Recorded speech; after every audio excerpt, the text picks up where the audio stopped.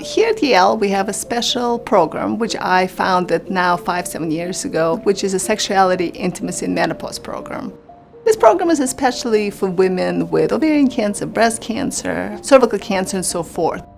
We think that as high as 80 to 90% of all women who deal with this cancer have some sort of symptoms related to intimacy and sexuality. A lot of these issues are not just physiologic, but psychological as well. It ranges from lack of sexual desire, which is actually the most common symptoms that these women present, but also pain during intercourse and new menopausal symptoms. We try to teach women how to improve their sexual drive and their ability to return back to normal levels of intimacy and sexuality. Sexuality and intimacy is part of women's normal lives and normal functioning.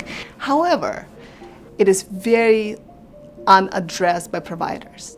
One time, just on my normal visit with the patient, I asked her about her sex life, and she cried. And I was mortified that I asked her that question.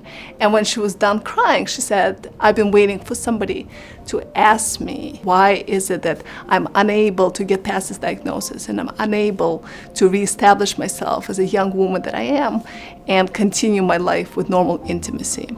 She was the reason why we built this program that combines both medical care with psychological care.